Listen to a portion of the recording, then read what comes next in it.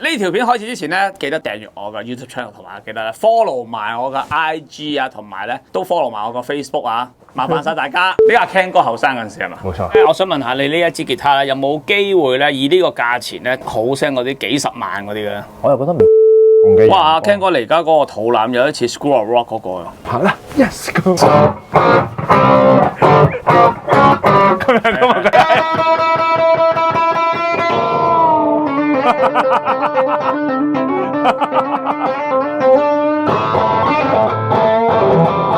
今日星期日好鬼凍啊！真係想咧唔出街㗎啦。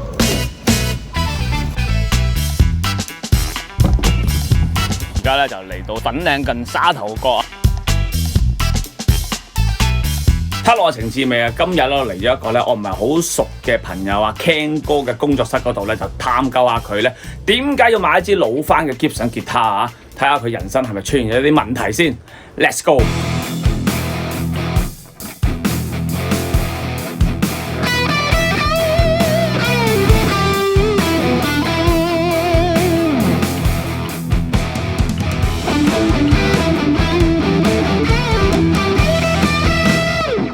你睇下佢而家幾開心，買支老翻都開心到咁樣。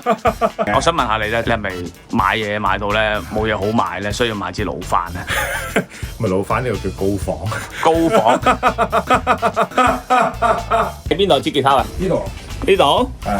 哇！你擺喺度曬太陽啊？其實有啲人咧係每日曬佢一陣間3分鐘。你講笑，你好似講笑呢度。唔係，我聽聞一樣嘢喎，踩兩腳咧好聲啲，仲好聲啲喎，你試下用火燒佢嗱，我踩。今次阿 Ken 哥買呢一支高仿嘅 Gibson 啊，並唔係啲山寨廠粗製濫造嘅產品啊，而係美國其中一位出名仿製 Gibson Les Paul 款式吉他嘅工匠所做嘅。嚟阿 Ken 哥嘅工作室咧，係一定要飲呢一杯茶㗎。咁因為佢係用咗呢個水務局提供嘅水喉水俾佢嚟沖啊，真係特別好味嘅。其他人用咩？都係用。喂，嗱，好講究啊 ，Ken 哥。因為你有啲奄尖，我對你都冇奄尖過啊。有少少苛刻咯，不過。喂，咪先，我有啲嘢送俾你。係啦，我送個 Olympus 嘅相機俾佢。哇，唔係啩？好開心啊！睇下佢。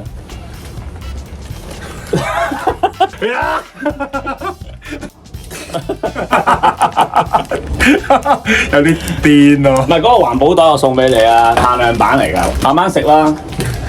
食到糖尿病都未食完。唔係你本身有㗎嘛？係嘛？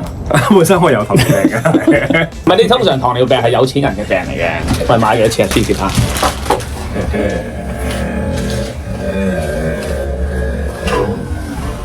6000幾咯。嚇？6000幾啊？6000幾人仔啊？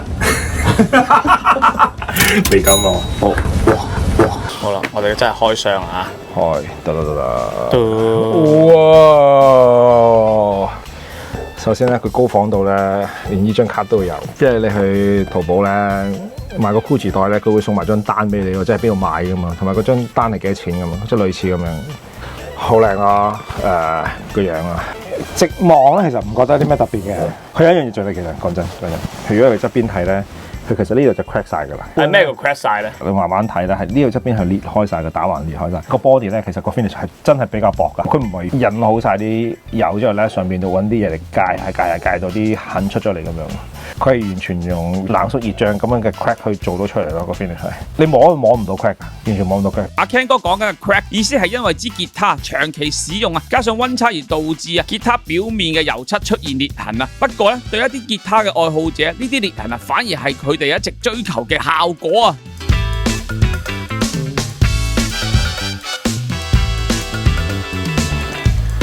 係啦，咁咧呢度有個 number 啦。係呢個 number 其實就係我同我太太嘅拍拖週年啦。你唔係單身嘅咩？哎呀喂，sorry，講咗出嚟啊，唔好意思。係，咁頭先我探得熱啦，我望一望啦，都叫做幾乾淨啦，幾企理啦，我自己覺得就可能。即係冇塵係嘛？咁樣呢個叫 Dark Mahogany啦，最主要咧，真係一間廠不斷咁出咧，佢可能佢用 White Mahogany嘅。你淨係個 body 咧，其實就已經好大分別，因為我儲好多 Les Paul 咧，咁其實買翻嚟個 neck pickup 好萌啊！我真係彈過真係好聲嗰幾支咧，係好黐線㗎。好，咁我哋試一試個聲啦，好冇？事不宜遲啊！講價家下阿 Ken 哥呢一支 Les Paul 嘅吉他 body 啊，係用咗 Dark Mahogany 深色嘅桃花心木去做啊，比起 White Mahogany 白桃花心木咧，做出嚟嘅聲音係會比較通透啊，當然咧價錢亦都會比較高啦。咁阿 Ken 哥，你有幾多支Les Paul 咧？我唔係好多嘢，其實得，即係唔方便公開喎，睇嚟好似。唔係，我係買之後就唔記得咗個總數。好，我聽聞呢條線係你自己勒嘅喎。冇錯，係勁嘢嚟嘅喎。唔係勁嘢，係最啱我用。哇！你呢嚿嘢咧，好似咧 Back to the Future 啊！入咗去博士嗰間工作室嗰度，然之後開個 M 喎。我冇開着㗎，但係我只不過經過過佢啫。咁咧呢個好有趣嘅嘢咧，就係咧佢個靚嘅 buffer 咧，佢令到嗰支吉他谷咗個底聲出嚟。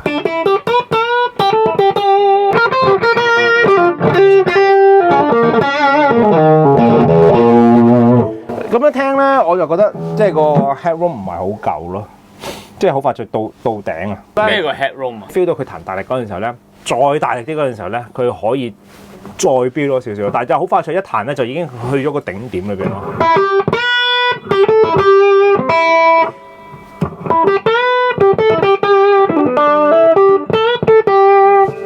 有啲地方可能我要執一執啊，未 friend 到啊。但係我覺得可以整一整。阿 Ken 先生咧，除咗佢係樂隊嘅吉他手之外，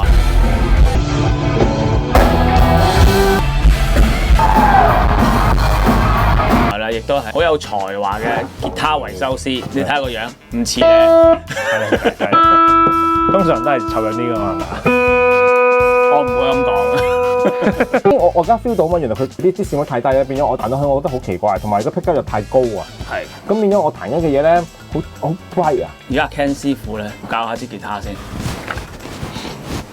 所以一個大師攞支螺絲批咁樣撩一撩支吉他咧，就會好聲咗。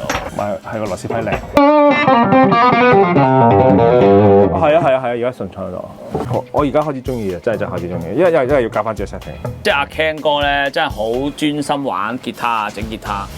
即係好彩佢專心玩吉他，所以佢係一個好男人嚟嘅。係咩？哦，可能係。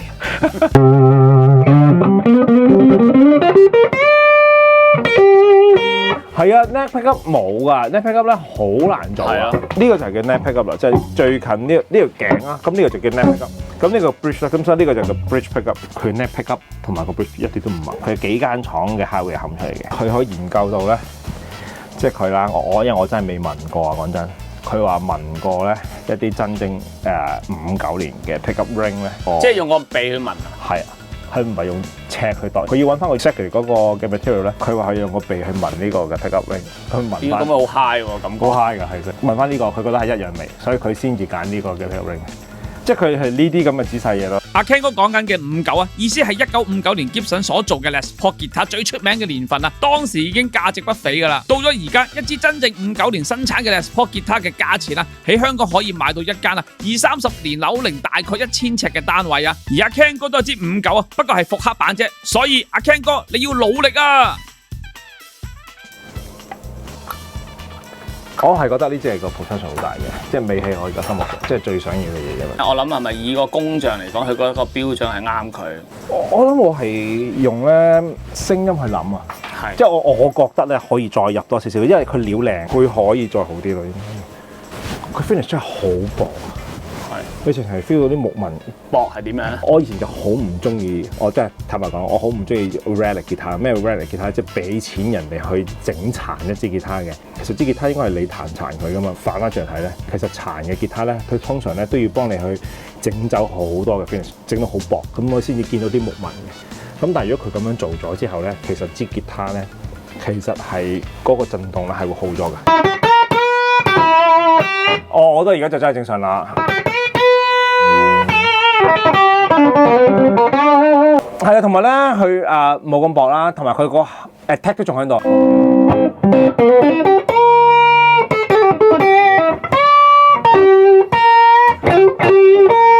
哇！Holy shit！ 我而家心情都有少少好唔同。坦白講，一開始我都唔係好中意㗎。我之後就諗嗰陣時候咧，好彩呢支吉他係唔係咁好聲。如果唔係咧，我會即刻訂第二支。咁你而家唔係不如訂第二支係嘛？哦。如果咧個 Lufia 係可以再容易啲溝通啲咧，我諗我會 book 佢咯。不如你直坐飛機過去同佢傾啦。其實咧，我唔係訂呢個款。我一開始咧係想要 Bourbon Burns 嘅，我問佢 Bourbon Burns 得唔得？得，冇問題。佢真係整 Bourbon Burns 俾我，但係問題之後咧，佢覺得佢整得唔靚，佢 send 張圖俾我睇，我就覺得唔係喎，好靚喎呢幅圖，係喎，係嗰樣嘢嚟噶咯喎。跟住但係佢問都冇問過我啦，佢噴咗另一個油上嚟，之後咧佢整咗呢個款出嚟，我都覺得好靚。咁不如我 keep 你呢個啦，咁 OK 好啊，我中意呢個，咁啊好啦，去買啦咁樣。跟住佢臨寄之前咧，佢就整咗呢個俾我，咁都幾有趣啊！其實整咗呢個咧，我又覺得都幾靚喎。即係總之咧，佢係好有要求嘅，即係佢係覺得咧嗰樣嘢係你同佢講咧，佢可能會應承咗你，但係佢覺得唔靚咧，佢做咗俾你睇，佢就自己用佢嘅方法再整一個佢認為係靚嘅嘢俾佢睇。咁但係而家回收我係中意嘅，我都覺得中意嘅。係，只不過我係覺得佢溝通上面有啲好有趣嘅嘢咯。同埋咧，好得意啊！如果我就咁齋睇咧，佢呢度係紅噶嘛。我意思話咧，呢個係比較濃少少嘅，呢個係深嘅。但係佢去到呢度咧，好似係咧冇乜噶嘛。呢度係去某一個角度咧，直情咧，佢好似係完全係個變化顏色好大嘅。我諗如果以一個香港人去購物咧，阿 Ken 哥人品都好好嘅。我諗如果第二個，我諗已經發咗啲鬧緊。就咁樣講啦，我覺得個工匠本身都有啲藝術家嘅。係啊，好藝術。大家買嘢嘅時候都在乎溝通啦，咁同埋就有要容忍下啦，同埋少少愛啦。同埋可能咧，大家文化有差異嘅，所以咧，阿 Ken 哥真係好好嘢啦。頭先聽佢咁講咧，真係係啦，好容易話為。咁我以後都諗啲方法賺下佢錢先。正哇，好靚，都係啊！我係滿意嘅，我係滿意嘅。我想問下你呢一支吉他咧，有冇機會咧以呢個價錢咧，好聲嗰啲幾十萬嗰啲嘅咧？我又覺得未必可以，但係可以咧，呢支可以挨近人哋7、8成，有機會挨到7、8成。但係咧，而家大前提咧係未 upgrade 啲嘢，但係如果 upgrade 咗之後咧，我係覺得可以有8、9成。性價比好高，我覺得。性價比好高啊，超高啊，超高啊！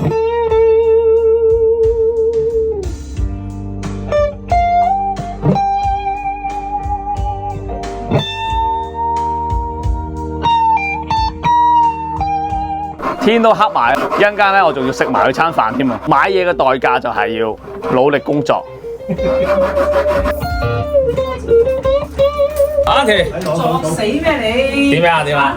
啊！我唔喺度你就走啊？咁佢今日翻咗嚟咯。啊，煮啲乜嘢？羊腩啊！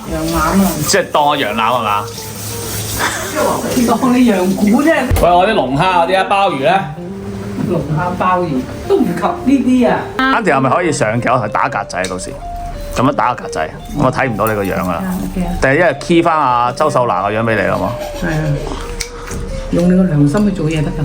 我就係太有良心啊，所以搞到今時今日搞到咁樣啊！小常唔食鴨好似。我都少踢。哇！俾我啊！唔覺得我嗰次炆鴨你唔蝦咗唔蝦咧？唔係，因為係啊，我唔知你。我睇得出你嗰隻鴨咧，唔係用真心去做。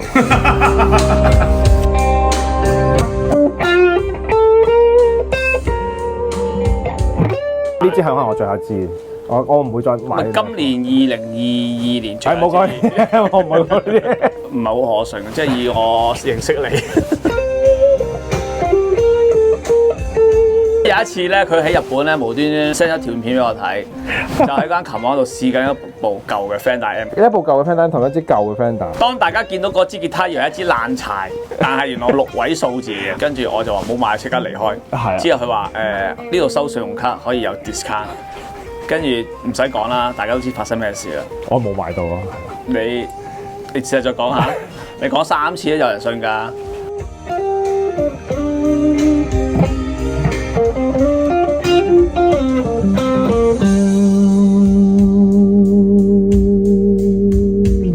我今日又嚟到阿 Ken 嗰度啦，佢已經將嗰支咧高仿嘅 Gibson 咧改裝啊，改到如火如荼啊，好興奮咁啊！完成啊！哇！